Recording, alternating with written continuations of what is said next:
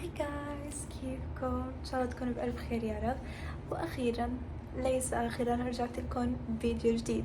اوكي جايز، اليوم اخر يوم الي كطالبة بالثانوي او كطالبة مدرسية من غير شر. ف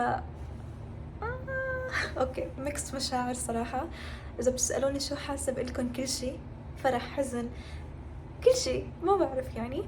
المهم قبل ما نبلش الفيديو حطوا لايك واشتركوا بالقناة وفعلوا زر الجرس لحتى يوصلكم كل شي جديد بينزل على قناتي.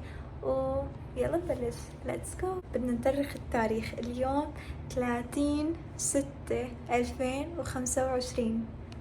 اليوم آخر اختبار واللي هو فيزياء، فدعواتكم انه يكون سهل، يا رب يا رب يكون سهل. لانه حرفيا دراسة اخر اختبار كتير بتكون صعبة، بيكون خلص العقل ف قرر هيك بندرس. في موضوع كتير مهم لازم احكي معكم فيه. رح خلي هذا الموضوع لاخر الفيديو وضروري كل حد يعرفه.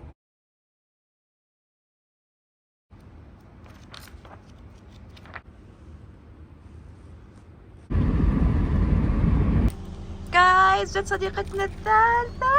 يو شوفوا جابت لي ورد عشان الخبر اللي بخبركم اياه باخر الفلوج. يو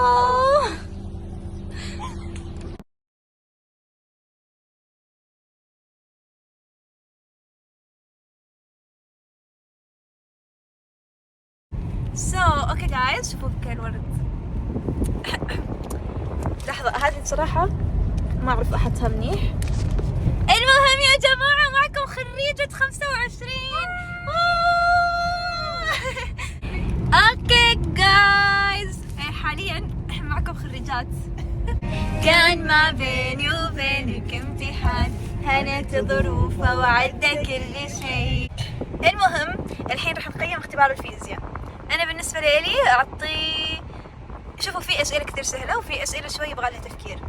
يعني صراحة حليت كل شيء بس ما اعرف اذا كل شيء صح. انفال، تقييمك؟ انت تقييم شو؟ قيمت كم؟ 70%. 40%. صراحة كان صعب. صح والله، صح والله. صح، في افكار يعني جديدة. جايز لك انا خريجة. خريجين لك يس. زين، الحين شوفوا الورد، شوفوا الورد. اوكي جايز، ليكو رفيقتي عم تسوق على 70. ليش؟ عشان ماما. المهم حاليا رايحين ناكل في مكان بعدين نرجع البيوت، صح؟ صح. يس. Yeah, excuse me, I want to order. We are seniors. We are seniors.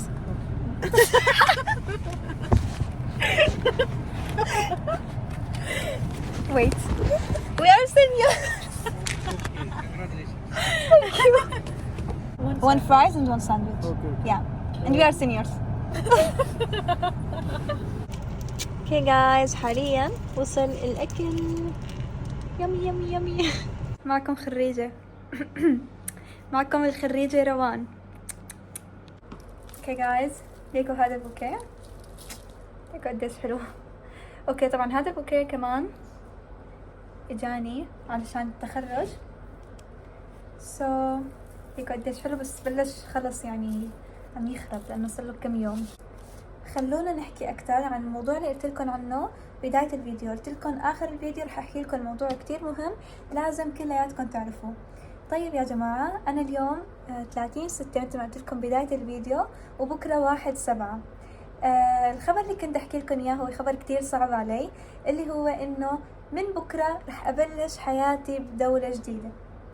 فعن جد عن جد هذا من اصعب الاشياء اللي حتصير في حياتي. كتير كتير زعلانة انه عن جد حاسة حالي حاطلع من بلدي على بلد جديد. مثل ما قلت لكم يا جماعة، حرفيا حياتي حتبدأ من اول وجديد في بلد جديد. فهذا الشيء كتير كتير مأثر فيني، انه انا كيف انه حياتي كلياتها بلشت من انا في عمان. يعني حرفيا فينا نقول كان عمري سنة سنتين تقريبا لما اجيت على عمان. فكيف حاليا رح اترك هاي البلد وانتقل لبلد جديد؟ فعن جد هذا الشي كتير قاسي علي، وحاسة انه شي كتير جديد. يعني انا KG1 بعمان، KG2 بعمان.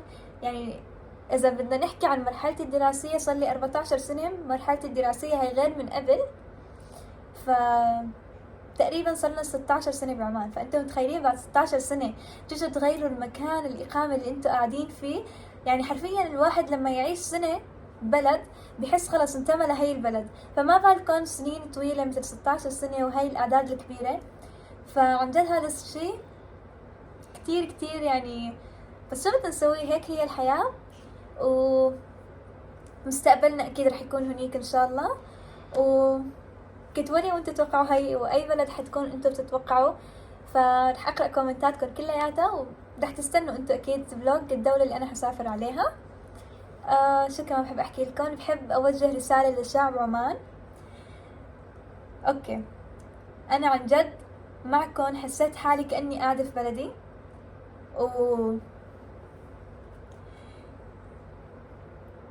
اوكي شو كمان، بحبكم كتير كلياتكم،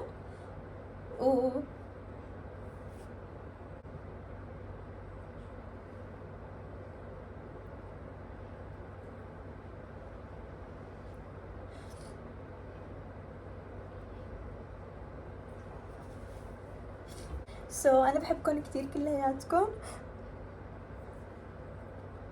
وكمان لكل رفقاتي والناس اللي بعرفها بسلطنة عمان، عن جد كلياتكم كتير بحبكم، وكنتوا خير واحب الناس اللي هون، وبحبكم. ولمتابعيني اللي بسلطنة عمان، مو عشان اذا انتقلت على بلد جديد خلص تشيلوا عني الفولو، انتوا كمان كتير بحبكم، وان شاء الله رح اقدم لكم محتوى كتير يعجبكم، ويس بحبكم كتير كلياتكم. وبس قبل كم سنة على فكرة انا كنت عاملة مثل هاي الفكرة، بس كانت مقلب، بس هاي المرة شوفوا كيف كان من مقلب لصار شي واقعي. فالمهم هذا كان فيديو اليوم، ان شاء الله يكون عجبكم حبيتوه. اذا حبيتوا حطوا لايك واشتركوا بالقناة، واستنوني بفيديوهاتي الجاي، وانا بحبكم كتير كتير. باي باي.